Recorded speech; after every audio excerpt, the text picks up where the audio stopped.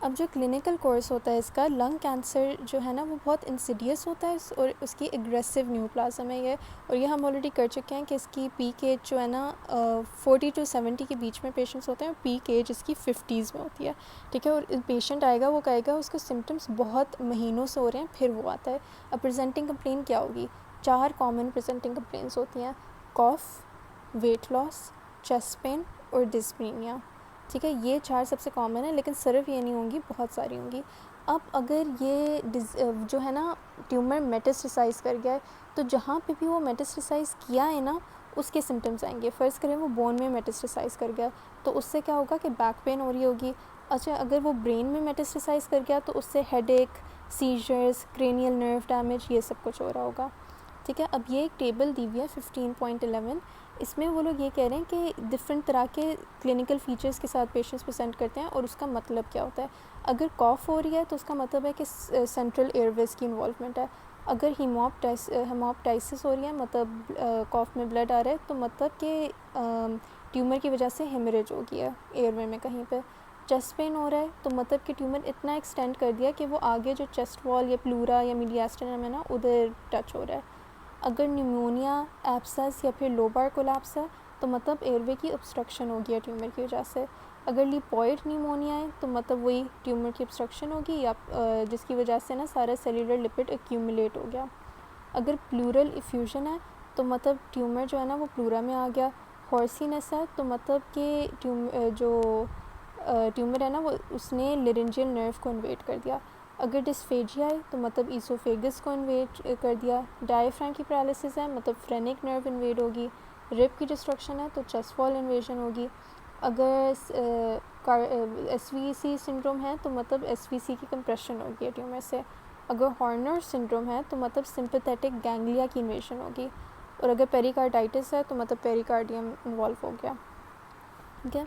फिर ये लोग कह रहे हैं कि जो 5 ईयर सर्वाइवल होती है ना लंग कैंसर की, उसकी एवरेज है 16%, ठीक है। एवरेज 16% है। अगर इंडिविजुअली देखें तो लेट्स फिर ये है कि अगर वो लंग कैंसर जो है अभी भी लोकलाइज्ड है तो 52% है सर्वाइवल रेट। अगर वो रीजनल उसकी मेटास्टेसाइज कर गया, मतलब सराउंडिंग स्ट्रक्चर में ही अगर मेटास्टेसाइज कर गया, तो 22% है।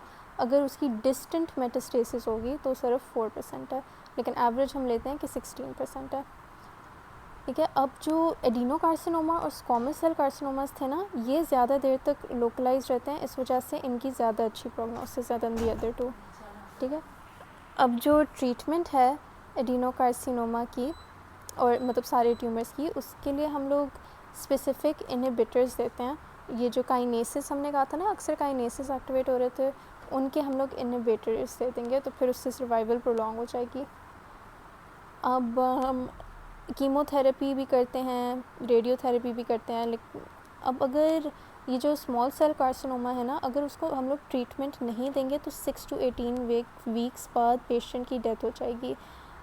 लेकिन इसकी ये जो कैंसर है ना, ये सेंसिटिव होता है रेडिएशन और कीमोथेरेपी से, तो इसकी जो क्यूरेबिलिटी है ना वो 15 to 25% तक होती है। लेकिन जब भी पेशेंट्स आते हैं इस डिज़ीज़ के साथ तो उनकी ऑलरेडी मेटास्टेसिस हो चुकी होती है, इस वजह से ट्रीटमेंट के साथ भी इन पेशेंट्स की 1 ईयर तक डेथ हो जाती है, ठीक है। फिर नेक्स्ट बात ये है कि पेरानियोप्लास्टिक सिंड्रोम्स, अभी हमने पीछे किया था कि कुछ जो कैंसर्स होते हैं वो जो है ना उनके सेल्स जो हैं हार्मोन्स रिलीज़ करते हैं।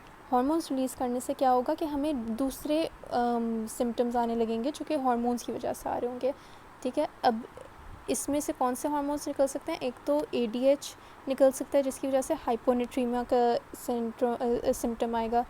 ACTH रिलीज़ होता है जिसकी वजह से कुशिंग सिंड्रोम का आएगा। PTH या फिर PTH रिलेटेड पेप्टाइड या फिर प्रोस्टाग्लैंडिन E या साइटोकाइन रिलीज़ होगा तो उसकी वजह से हाइपर कैल्सीमिया होगा। कैल्सीटोनिन होगा तो फिर हाइपोकैल्सीमिया होगा। गोनाडोट्रोपिन्स रिलीज़ होंगे तो गायनेकोमास्टिया होगा, और अगर सेरोटोनिन और ब्रेडिकाइनिन रिलीज़ होगा तो फिर कार्सिनोइड सिंड्रोम होगा। अब ये कह रहे हैं कि जो स्मॉल सेल कार्सिनोमास होते थे ना, ये ADH और ACTH रिलीज़ करेंगे सबसे ज़्यादा, और जो स्क्वामस सेल कार्सिनोमास हैं ये PTH वगैरह रिलीज़ करेंगे जिसकी वजह से हाइपर कैल्सीमिया हो रहा होगा, ठीक है। ये याद रखना है।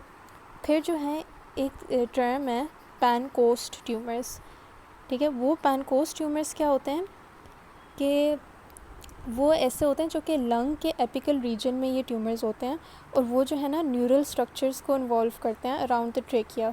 ठीक है। उन न्यूरल स्ट्रक्चर्स में सर्वाइकल सिंपैथेटिक प्लेक्सस भी इन्वॉल्व हो जाता है, जिसकी वजह से सिवियर पेन होता है। जहाँ पे भी अल्नर नर्व है ना, उधर सिवियर पेन होगा, और साथ में हॉर्नर सिंड्रोम होगा। हॉर्नर सिंड्रोम में क्या हो रहा होता है, ये आँख का एक सिंड्रोम है, उसमें मियोसिस, टोसिस, एनॉप्थैल्मोस ये चीज़ हो रही होती हैं। ठीक है। और इन ट्यूमर्स को हम लोग पैनकोस ट्यूमर्स बोल रहे हैं।